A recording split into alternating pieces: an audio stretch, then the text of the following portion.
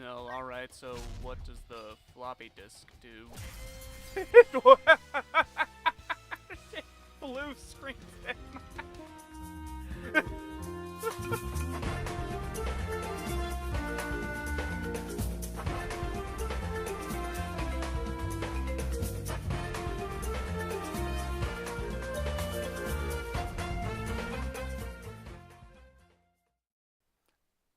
I was gonna intro this video with a whole bunch of 80s references, but I Google image searched the most 80s thing ever, and this was the first result. It pretty much gets the same point across. Saturday Morning RPG is a turn-based RPG looking to positively drown you in 80s nostalgia. From the items you use in combat, to the music composed by the soundtracker to Transformers the Movie and Rocky IV, Saturday Morning RPG is full of more references than a chimichanga of Deadpool cosplayers. That's the official terminology, by the way. A group of Deadpool cosplayers is a chimichanga. The plot follows Marty Michael Hall, just your average high school student. He gets bullied, he pines for the popular girl, and his brother is both disabled and a science whiz. During a dream, Marty is visited by the Wizard. You know, the Wizard. I love the Power Glove. It's so bad. Yes, they make that joke. The Wizard tells Marty that his world is about to change, and to help him prepare, he gives him a magical notebook that can imbue everyday items with special powers. Marty uses these powers to combat the villainous Commander Hood and his minions.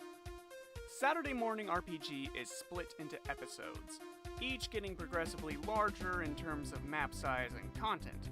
Episode 2 just had me exploring Marty's high school, but Episode 3 opened up the town of Shadow Valley to me. Each episode has their own side quests to complete. They're pretty much all fetch quests, but I tolerated it because the world is nice to explore and the dialogue is humorous. Also, it takes no time to get around at all thanks to Marty's hoverboard.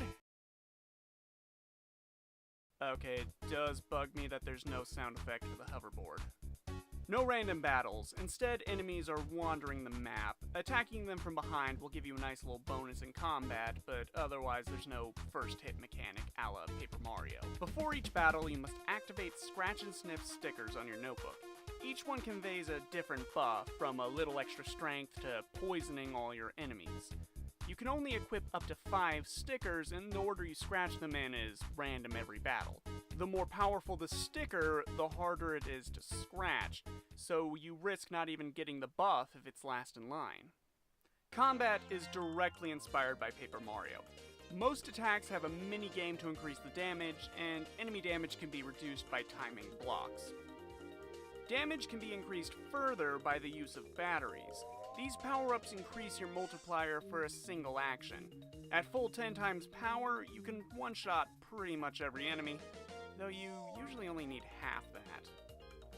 I will say that if you hate button-mashing minigames, then you should probably stay away.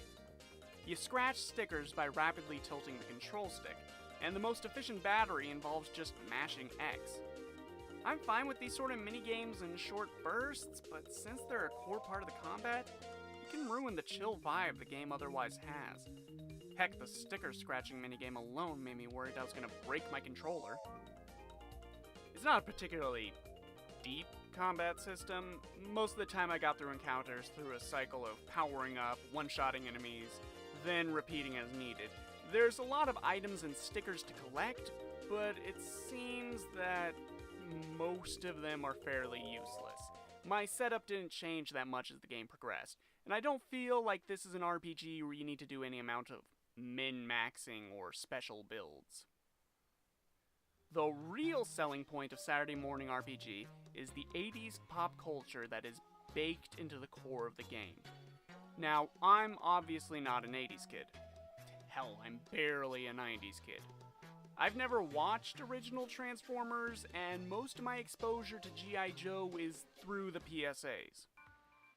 To me come off, what's me nearly dead with laugh. I watch the people rush the door like a bash a chuck up. Fun time there, time for the bus ride. So I don't have 80s nostalgia. But this game made me wish I did. I feel like a lesser version of this would just be an endless barrage of, hey, remember this 80s thing?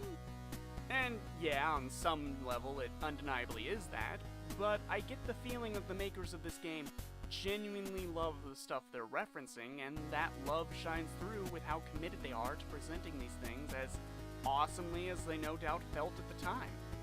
There's no cynicism here, no attempts to point out how stupid something like G.I. Joe or Transformers is, and it's frankly all the better for it.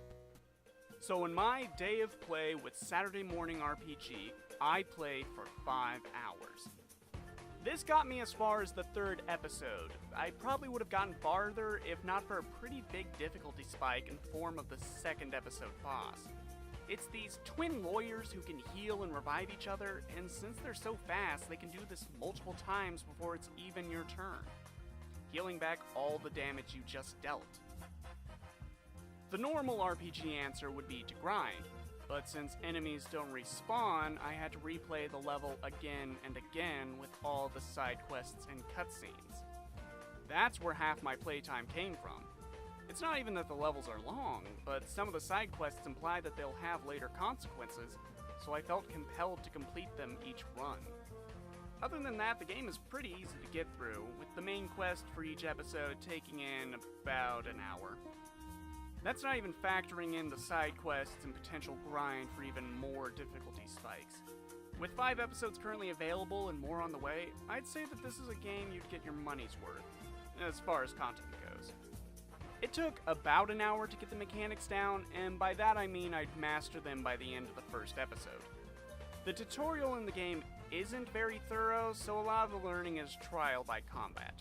It's not one of those games where you slowly unlock certain features over the course of a long tutorial level. Everything is available right at the start. Will I come back to it? Yeah. I've been looking for something lighthearted to play, and this checks all the boxes of what I'm looking for. This is one of those games you pop in at the end of a long day and just, decompress. Minus the spastic sticker scratching. And, most importantly, did I have fun? From the moment the wizard showed up, I had a big smile on my face. I'll admit most of my enjoyment came from the aesthetic and writing rather than the core gameplay. The battle system never made me feel like some sort of tactics mastermind, but it's involved enough that I didn't sleepwalk through it either. If you're playing Saturday Morning RPG, you're there for the atmosphere. It's probably not going to scratch that hardcore RPG itch, but it made me laugh and smile throughout the entirety of my playtime. It's a feel-good game for the 80s kid in all of us.